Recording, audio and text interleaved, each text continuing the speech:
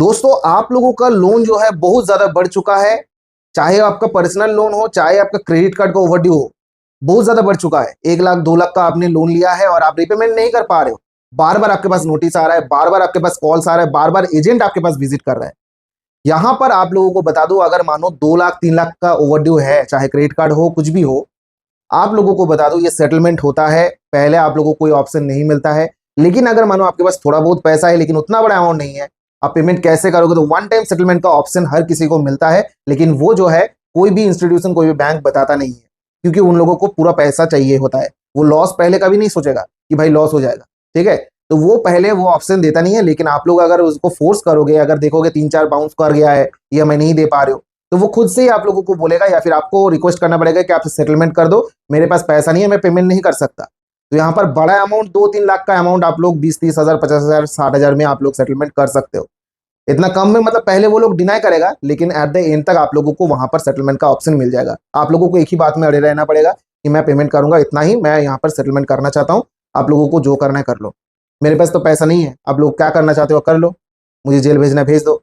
वो जेल वगैरह भेजेगा नहीं, बस आप लोगों को इस तरीके से बोलना है ताकि उन लोगों को लगे कि भाई ये बंदा जो है जेन्युइन डिफॉल्टर है, अब इसके पास कोई चारा ही नहीं है, ये पैसा दे ही नहीं सकता। बस ये सब चीजें उन लोगों को समझा देना है, आपके बातों से समझाना पड़ेगा, तभी आप लोग इस चीज को फेस करने से, यहाँ पर जो फेस कर रहे हो ना, इससे निकल जाओगे।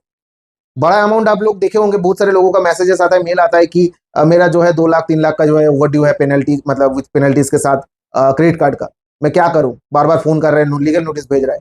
देखिए लीगल नोटिस भेजेगा, आप लोगों को ये भेजता क्यों है मैंने पहले वीडियोस में भी बताया है।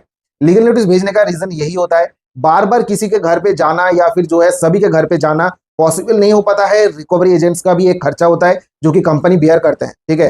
तो वो जो है एक अलग होता है। और अगर मानो आप लोगों के घर पे एक लीगल नोटिस भेज देता है, उससे लगभग 80 to 90% जो है लोगों का, मतलब उन लोगों का काम हो जाता है। डर जाते हैं लोग ना, लीगल नोटिस आएगा, क्या होगा? वहां पर धाराएं लिखा होगा कि हम तो आपके ऊपर ये धारा लगाएंगे, ये होगा, अगर आपने इस टाइम पे पेमेंट नहीं किया तो आपके ऊपर हम कोर्ट में जाके केस कर देंगे। बस आप लोगों का मन में डर आ जाएगा।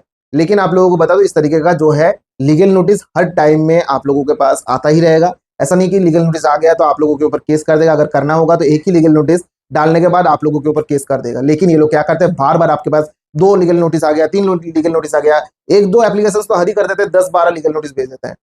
तो क्या वो लोगों का केस करने का कोई इरादा नहीं है क्या?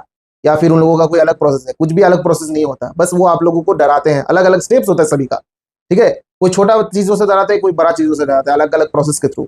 तो आप लोगों को यहाँ पर डरना नहीं है। सबसे मेन चीज आप लोगों का सेटलमेंट करना है, पैसा इंतजाम करो। आप लोग पहले उन लोगों से बात करो, अगर वो सेटलमेंट के लिए तैयार हो जाता है तो सेटलमेंट कर लो। लेकिन एनओसी सबसे पहले आप लोगों को लेना पड़ेगा कि आप यहाँ पर एनओसी करो, या फिर जो भी है मेल के थ्रू, क्योंकि आप लोग तो डायरेक्टली बात नहीं कर पाओगे ना, सामने सामने आप लोग बात नहीं कर पाओगे फेस टू फेस, फोन पे बात करना पड़ेगा। तो आपको बोलना होगा कि मैं सेटलमेंट करना चाहता हूँ। अगर उनके एजेंट्स मान जाते हैं कि हाँ ऐसा सेटलमेंट करना पड़ेगा, आप लोग कर सकते हो, तो आप बोलना कि आपके जो कंपनी हेड है उसके थ्रू आप लोग एक मेल भेजो कि हाँ हमारे कंपनी जो है आपसे सेटलमेंट करने के लिए तैयार है, अमाउंट वगैरह सब कुछ लिखा होगा, सब डिटेल्स लिखा होगा, तभी जाके आप लोग सेटलमेंट करना। फोन पे या फिर व्हाट्सएप पे अगर आप लोग बात करके आप लोग सेटलमेंट कर देते हो तो बाद में जाके मुसीबत आपको ये होगा, बोलेगा कि नहीं वो आपका सेटलमेंट नहीं हुआ है, वो जो भी अमाउंट बाकी था उसमें वो ऐड हुआ है, बाकी के अमाउंट आपको पेमेंट करना पड़ेगा। बाद में जाके दिक्कत और भी ज्यादा हो सकता है आप लोगों को।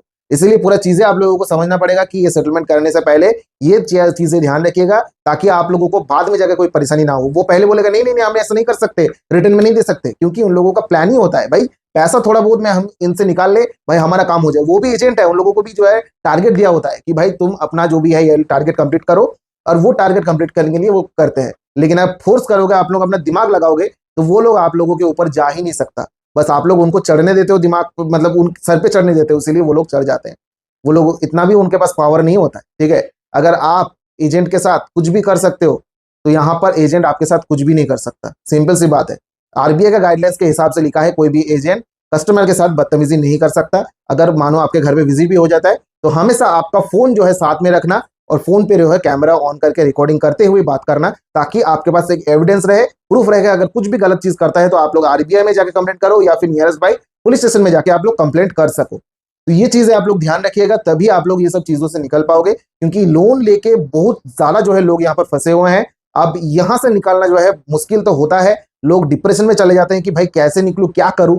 तो प्रोसेस आप लोगों को मैंने बता दिया है, बस आप लोगों का दिमाग को थोड़ा सा शांत करके आप लोग स्टेप्स को फॉलो करिएगा, आप लोगों को डेफिनेटली इससे रिजल्ट मिलेगा देखने को, ठीक है, क्योंकि मैंने खुद से जो है यहाँ पर एक्सपेरिमेंट किया है, मैंने खुद से इसको लागू किया है, तभी जाके मैंने खुद को निकाला ये सब चीजों से, ठीक है। ये जो है मेरा खुद का एक्सपीरियंस है, मैंने बताया आप लोगों को।